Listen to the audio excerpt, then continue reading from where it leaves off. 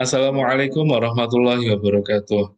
Bismillah, alhamdulillah, wassalatu wassalamu ala rasulillah, la hawla wa la quwata illa billah. Salam sejahtera bagi kita semua. Perkenalkan, nama saya Apoteker Hudan Taufik, Master of Science, dosen farmasi Unisula Semarang. Perkenankan, saya menyampaikan proses pembelajaran pada mata kuliah yang saya ampu sebagai bagian dari penilaian sertifikasi dosen 2024. Mata kuliah dalam bentuk blok atau modul yang saya ampu adalah analisis farmasi dengan bobot 4 SKS. Modul analisis farmasi dilaksanakan pada semester 3 tahun kedua dalam waktu 4 minggu, setara dengan 4 lembar belajar mahasiswa, di mana mahasiswa akan belajar metode spektroskopi, kromatografi, dan elektrokimia. Setiap LBM dilaksanakan selama 16 kali 170 menit, yang setara dengan 1 SKS. Metode pembelajaran modul analisis farmasi menggunakan pendekatan student center learning, di mana metode yang digunakan adalah problem based learning, small group discussion, simulasi atau demonstrasi, dan case study.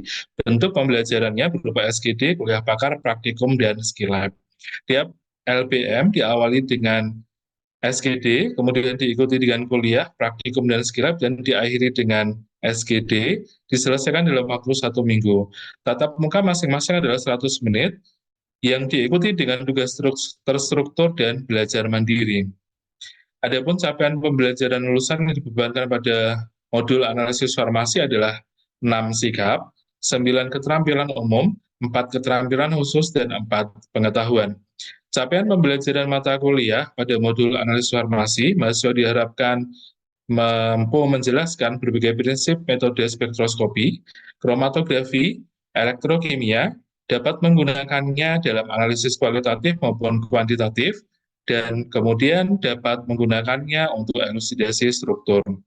Daftar pustaka yang ada dalam RPS senantiasa diupdate 5-10 tahun terakhir, diberikan kepada mahasiswa sebelum pembelajaran berlangsung untuk digunakan referensi mahasiswa. Materi dan sistem pembelajaran serta penilaian akan saya sampaikan yang berwarna kuning sebagai mata kuliah yang saya ampu. Di LBM 2 pada materi yang kelima akan ada kemampuan akhir yang diharapkan sebagai sub CPMK. Materi pembelajaran disampaikan dalam bentuk sasaran belajar yang akan disampaikan dalam bentuk kuliah 100 menit. Mahasiswa akan mendengarkan penjelasan, membaca materi, berdiskusi, dan mengerjakan tugas, di mana akan dinilai dengan teknik MCQ dan esai dengan bobot 2,5%. Kemudian bentuk skill lab dengan durasi 100 menit selama 2 kali pertemuan, mahasiswa akan melihat cara penyelesaian suatu kasus dan kemudian menginterpretasi dan menyelesaikan kasus secara sendiri. Teknik penilaiannya adalah observasi dan ujian skill, di mana indikatornya adalah aktivitas harian skill, laporan, pre-post test, dan nilai ujian skill sesuai rubrik. Bobotnya adalah 3,75% dikali 2 kali pertemuan. Sistem pembelajaran dan interaksi yang dilakukan sinkronos, artinya dosen dan mahasiswa akan berada dalam satu waktu yang sama, baik saat SGD, kuliah pakar, praktikum, dan skill lab. Di buku modul mahasiswa diberikan jadwal, dan mahasiswa dapat melihat nilai harian dan presensi kehadirannya di sistem informasi akademik Unisula. Tim juga akan membuat materi dan pengumpulan tugas untuk dilakukan di Google Classroom. Berikut adalah salah satu contoh Google Classroom yang dibuat oleh tim. Untuk ketentuan, mahasiswa dapat mengikuti ujian akhir modul jika minimal 80% kehadiran SGD, 100% kehadiran praktikum, dan 75% kehadiran kuliah. Bobot pada RPS jika diakumulasikan ada 15% nilai harian SGD, 20% nilai harian praktikum, dan nilai OSP atau ujian praktikum 10%, nilai ujian modul 55%. Metode penentuan kelulusan menggunakan judgment borderline, mahasiswa dinyatakan lulus jika minimal mendapatkan nilai BC. Berikut saya sertakan rekaman video pembelajaran materi elusidasi struktur menggunakan tatap maya dengan Zoom. Baik, Assalamualaikum warahmatullahi wabarakatuh. Waalaikumsalam. Apakah suara saya terdengar dengan jelas di sana, Mas dan Mbak? Dengar Bapak? Baik, apakah sudah terlihat? Sudah terlihat Bapak. Baik, terima kasih. Sebelum kita mulai perkuliahan kita pada hari ini, mari kita berdoa terlebih dahulu untuk mendapatkan ilmu yang manfaat. Silahkan bisa di-unmute semuanya, berdoa dimulai. Bismillahirrahmanirrahim. Raditu billahi rabbah wa bil islami dina wa bi Muhammadin nabiyya wa rasula rabbi zidni ilma warzuqni fahma amin. Baik teman-teman, kali ini kita akan belajar bersama terkait dengan modul analisis farmasi. Di perkuliahan ini di LBM 2 ya, di materi kelima kita akan belajar terkait dengan elusidasi struktur. Nah, elusidasi struktur ini bagian dari aplikasi. Pada saat kita di modul analisis farmasi, kita sudah belajar bersama terkait di LBM 1 dan LBM 2 tentang spektro, sehingga nanti kita akan langsung menggunakan aplikasi penggunaan dari spektro tersebut. Nah, capaian pembelajaran lulusan yang akan diukur dan akan dicapai di modul ini, utamanya di mata kuliah ini adalah bertakwa kepada Allah dan menunjukkan sikap religius. Tadi sudah kita berdoa bersama ya, semoga Allah memberikan ilmu yang bermanfaat untuk kita, mampu menunjukkan kinerja mandiri, bermutu dan terukur. Nanti akan ada penugasan ke teman-teman, dan nanti jika ada yang kurang jelas, kita bisa diskusi bersama ya. Lalu terkait dengan capaian pengetahuannya, menguasai konsep teoritis ilmu dan teknologi farmasian dalam riset bidang kefarmasian. Nah, kenapa ini termasuk dalam riset bidang kefarmasian untuk mata kuliah elusidasi struktur ini? Karena nanti teman-teman pada saat melakukan pengembangan obat begitu ya, dari bahan alam itu kan masih akan melakukan rangkaian proses ekstraksi, vaksinasi, lalu isolasi. Nah, pada saat isolasi itu nanti teman-teman kan harus paham ya terkait dengan strukturnya apa sih senyawa aktif dalam bahan alam tersebut. Nah, untuk menentukan strukturnya kita perlu yang namanya elusidasi. Nah, untuk capaian pembelajaran mata kuliah ini khususnya adalah nanti mahasiswa mampu melakukan penentuan struktur senyawa obat dengan elusidasi struktur. Subjek PMK-nya adalah nanti mahasiswa memahami aplikasi spektra UV-Vis, kemudian ada spektra IR, yang ketiga spektra NMR, dan spektra MS dalam elusidasi struktur. Nah, kita mulai dari memahami elusidasi itu adalah berangkat dari kata elucidate ya. Elucidate itu kita membayangkan begitu. Apa yang kita bayangkan strukturnya begitu. Jadi, elusidasi struktur itu adalah sebuah proses yang dilakukan untuk menentukan rumus bangun. Rumus bangun, jadi sebuah struktur senyawanya, dan nanti akan digunakan untuk melihat, menyusun struktur molekul dari suatu senyawa. Jadi, output kita adalah melihat struktur molekulnya. Itu yang akan kita lakukan pada saat elusidasi struktur. Tentu saja, elusidasi ini dibantu oleh beberapa hasil analisis ya. Hasil analisis yaitu spektranya tadi di subjek PMK ada UV, ada IR, ada NMR, ada MS.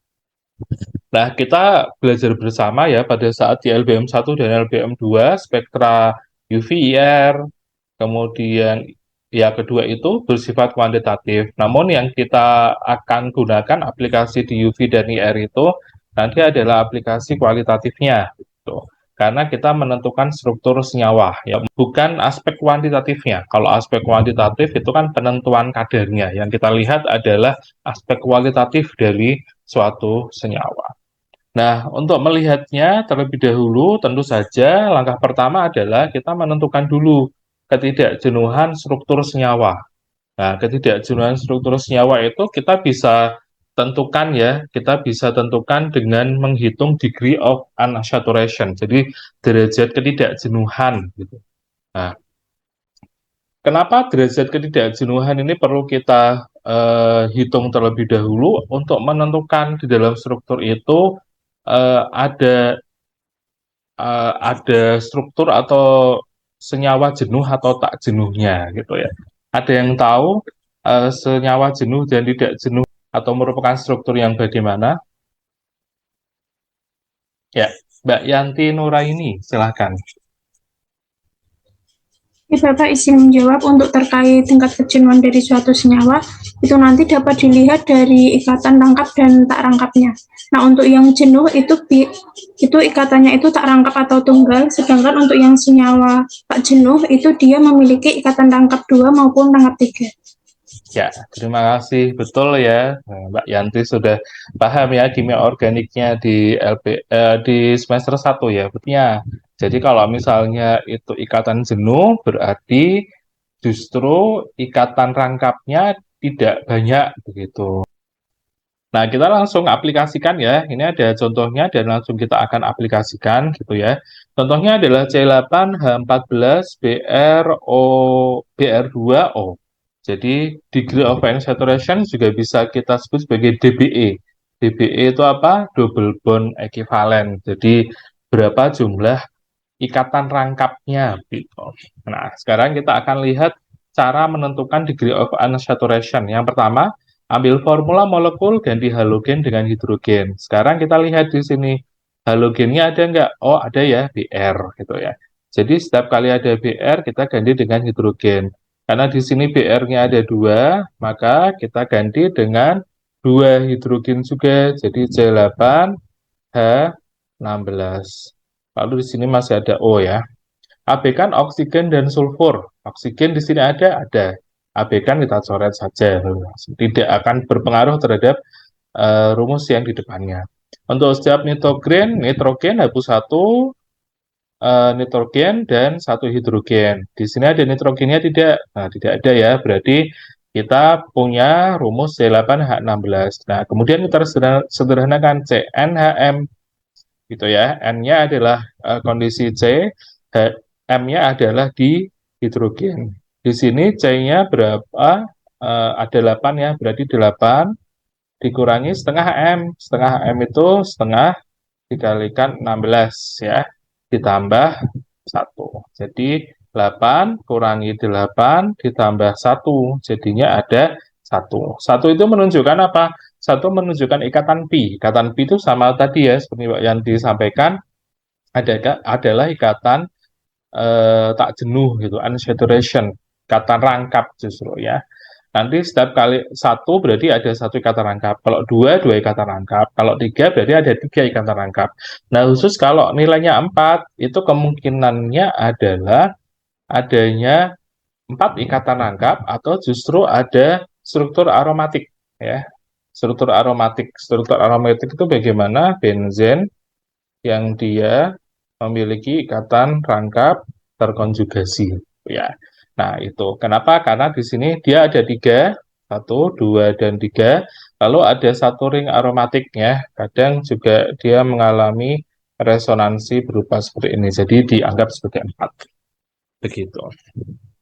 Kemudian kita akan melihat aplikasi spektra UV untuk elucidasi struktur ya. Nah, sebagaimana kita ketahui untuk spektra UV itu menggunakan panjang gelombang UV di 190 sampai 380 dan untuk phase-nya 380 sampai 780. Nah, dengan adanya absorpsi sinar UV oleh suatu senyawa, maka senyawa itu akan mengalami transisi elektronik. Jadi dia nanti akan mengalami eksitasi elektron begitu ya, terutama elektron valensi yang ada di luar begitu, itu nanti akan bertransformasi dari keadaan energi rendah ke keadaan yang tereksitasi. Aplikasinya apa? Aplikasinya adalah kita bisa menghitung ekstinsi molar, ya, dalam ekstinsi molar. Kira-kira kalau dulu waktu kita belajar spektra UV vis itu ekstinsi molar kan ada dalam persamaan Lambert-Beer ya, A absorbensi sama dengan ABC ya. Nah, salah satunya A ini bisa A1% 1 cm, bisa ekstinsi molar. Kalau A1% 1 cm, maka konsentrasinya berarti persen. Kalau molar, berarti konsentrasinya di sini adalah molar. Kira-kira kalau ekstinsi molar itu menunjukkan suatu struktur yang bagaimana ya dalam senyawa? Ada yang masih ingat? Ya, Mbak Sabrina, silahkan.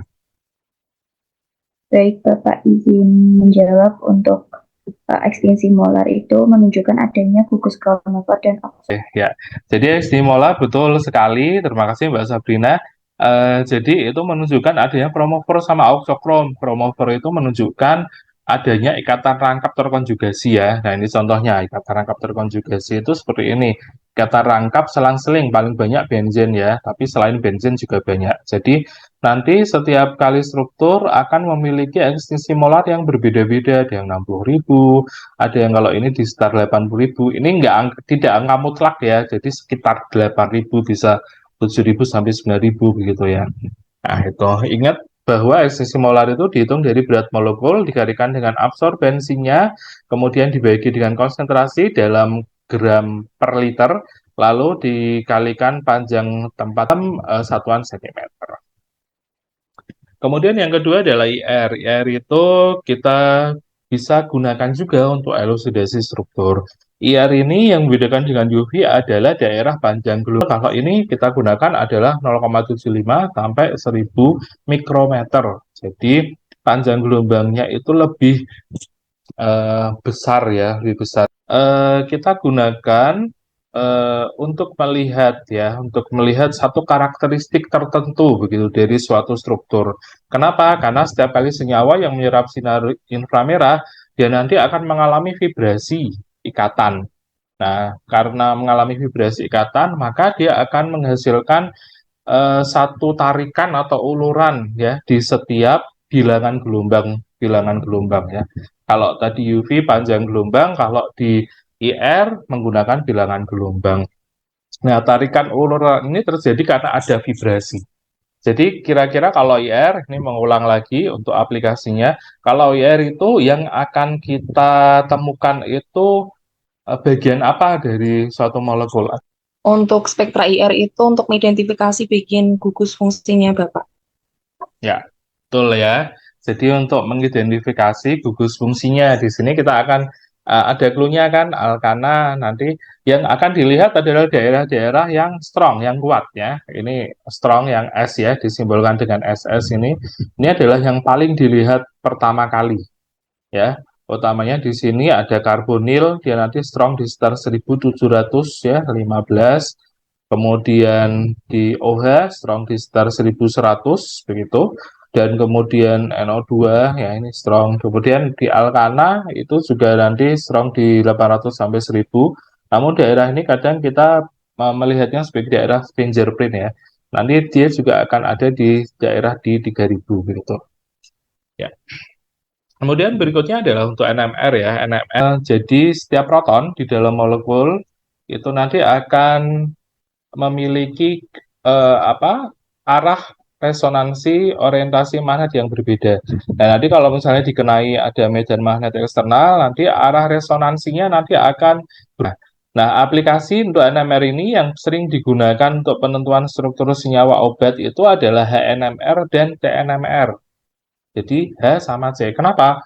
Karena senyawa obat itu sebagian besarnya adalah paling banyak ya, itu adalah berupa senyawa organik. Senyawa organik itu disimbolkan atau khasnya adalah berupa gugus hidrokarbon ya, hidrogen dan karbon. Jadi dua ini sangat bermanfaat. Yang akan bisa kita lihat di NMR itu apa? Nah, kalau HNMR, ketiga aspek ini akan kita lihat ya. Ketiga-tiganya apa itu? Geseran kimia. Dia nanti akan menunjukkan berapa jumlah lingkungan kimia atau proton pada suatu senyawa. Ingat, ini keywordnya adalah lingkungan kimia. Kalau integral itu menunjukkan jumlah proton pada setiap geseran kimia. Jumlahnya ya keywordnya. Kalau spin splitting, maka jumlah atom tetangga yang terikat dengan atom karbon. Jadi tiga ini akan kita temukan di NMR. Kalau CNMR yang akan kita lihat hanya satu saja. Kalau ini tiga, kalau ini CNMR satu. Apa itu? Hanya geseran. Ini ringkasannya, jadi untuk beberapa gugus-gugus fungsi tertentu, dia nanti akan bergeser untuk NMR ya. Khasnya adalah pada geseran kimia 0 sampai 12 ppm. Ya, kalau CNMR dia 0 sampai dia lebih lebar nih 0 sampai 200.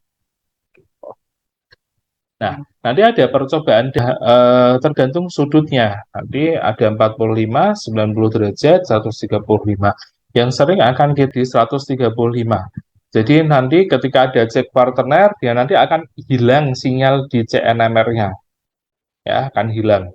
Kalau dia di C, ikatan dengan satu hidrogen atau tiga hidrogen, artinya ganjil, maka dia akan positif, artinya dia masih akan tetap terlihat CNMR-nya. Tapi kalau CH2 hanya genap, dia nanti akan justru minus minus. Nah, ini contohnya ya. Jadi, ini yang akan kita gunakan. Kalau CH3, dia nanti akan tetap muncul. Kalau CH2 ke bawah, kalau CH1, dia nanti akan tetap ke atas. Kalau C sendirian, begitu, misalnya di sini, dia nanti akan tidak muncul di sini. Yang terakhir adalah spektra MS ya, untuk melihat elusidasi struktur.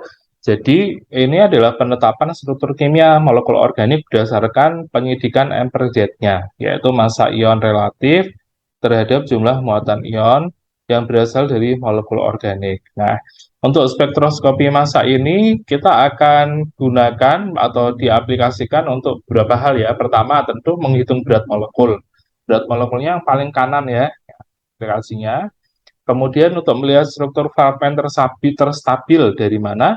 Dari abundance, kelimpahan yang paling tinggi. Nah, ini nanti kita akan lihat yang paling tinggi itu yang mana. Yang ketiga adalah untuk melihat fragmen khas suatu senyawa. Pastinya sebelum kita ke latihan ada yang ingin ditanya. Ya, Mbak Sri Wahyuningsih, silahkan. Izin bertanya, Bapak, untuk aplikasi dalam eluidasi struktur itu kan digunakan untuk melihat adanya fragmen khas suatu senyawa. Contoh dari fragmen khas suatu senyawa itu apa saja, Bapak? Oh ya, pertanyaan bagus ya Mbak Sri. Terima kasih. Jadi fragmen khas suatu senyawa itu nanti kita akan lihat begitu dari fragmen-fragmen yang terbentuk. Misalnya di sini yang khas itu 43. Nah, 43 itu fragmennya adalah asetil. Jadi CO CH3. Nah, ini kalau dihitung nanti jumlah atau bobot molekulnya adalah 43. Ada juga yang benzil. Benzil itu ini ya, yang sering kita temukan benzil, ini CH2. Nah, ini fragmen ini tuh khas dan stabil ya. Dia di samping stabil dia khas. Khasnya di mana? Di angka 91 bobot. Gitu nggak Mbak Sri? Ada yang ingin ditanyakan lagi? Cukup, Bapak. Oh ya, terima kasih. Kita langsung ke latihan elusidasi struktur ya. Nah, yang pertama. Oh ya, ini kita karena menghitung ya, nanti tolong dihitung ada yang punya kalkulator semakin. Oh ya, Mas Hanif ya, Mas Hanif ada ya, nanti langsung dihitung ya. Jadi untuk aplikasi yang pertama ini kita menggunakan UV ya. UV itu apa yang akan kita lihat begitu. Tadi ada ekstinsi molar ya, ekstinsi molarnya adalah M kali absorbensi dibagi C dibagi L. Nah, ini sambil dihitung Mas Hanif ya. M-nya berapa? M-nya di sini bobot molekulnya dilihat dari mana? C7, H7B. Lalu absorbensinya dilihat dari mana? Nih, absorbensinya yang ini ya. 0,5 ini 1 berarti absorbensinya 0,8. Jadi di sini 0,8. Kemudian yang bawah ini adalah konsentrasi. Ingat ya, konsentrasinya dalam gram per liter. Ini karena 0,917 mg per 10 mili, maka ini harus diarahkan ke gram per liternya. Karena ini miligram ke gram 10 pangkat min 3 ya. Kalau mililiter ke liter 10 pangkat min 3 juga, jadi ya ini langsung bisa digunakan. L-nya 0,2 cm, ya, satuannya sudah dalam cm. Ya, tolong dihitungkan Mas Hanif. Hasilnya berapa? Izin jawab Pak, untuk Ya. hasilnya itu 7.555. Ya, 7.500. Kita lihat ya. Nah, tadi 7.500 itu di daerah mana? Oh, ini di sekitar 8.000. Ya. Ya, ini. Berarti kemungkinan dia bentuknya seperti ini. Ada kromofor yang seperti ini. Gitu. Lalu yang kedua adalah kita lihat yang bawah ya. Yang bawah ini ada C7H7BR ya, spektrum massa. Spektrum massa ini untuk melihat ternyata tadi BR-nya adalah 79 atau 81 ya. Ya, ini. 91 tambah 79 itu sekitar 110. Nah, ini khas begitu ya dalam BR. Dalam BR itu khasnya adalah dia merupakan gugus yang memiliki isotop ya, makanya dia akan muncul di sini. Dan ini khas juga ya, tadi 91 ada fragmen khas berupa benzen begitu, lalu di sini ada CH2 begitu. Ini struktur khasnya di MS. Lalu untuk ER kita lihat apa gugus fungsinya ya, 1700 kita nggak lihat ya, 1700 berarti tidak mungkin ada C ikatan nakap O. Ya ini dikonfirmasi, ini tidak mungkin ya, dikonfirmasi dengan struktur ini karena nggak ada O-nya ya. Nah, yang mungkin ini di 1600 ada C ikatan nakap dengan C. Dari mana? Dari benzen kemungkinan. Ya, ini ada ikatan nakapnya. Lalu di sini ada terkonfirmasi CH, CH2, C ikatan nakap dengan H, itu akan muncul di 3000. Begitu. Ya. Kemudian, nah ini adalah, kemudian berikutnya adalah NMR. NMR yang akan kita lihat dulu adalah HNMR ya. HNMR ini ada pertama lingkungan kimia. Lingkungan kimianya di sini kita lihat adalah ada dua, 1 dan 2. Jadi ada dua lingkungan kimianya. Kemudian yang khas adalah di lingkungan 7 sampai 8 ya, kita lihat di sini 7 sampai 8 itu adalah benzen ya, hidrogen yang terikat di benzen. Jadi di sini adalah benzen. Jadi hidrogen yang ada di benzen. Ya. Kemudian di sini di angka 4 sampai 5 itu adalah CH sp3 yang terikat dengan atom elektronegatif ya, atom elektronegatif 4 sampai 5 di sini. Ya, sini. Nah, kebetulan di sini ada Br, jadi kemungkinan CH2Br. Ini CH2 yang terikat dengan Br. Kita tahu ada informasi Br di sini. Nah, yang kedua adalah integralnya. Di sini kita bisa lihat di sini, ini kita lihat ini 2:5. Jadi ini C6H5, ini CH2.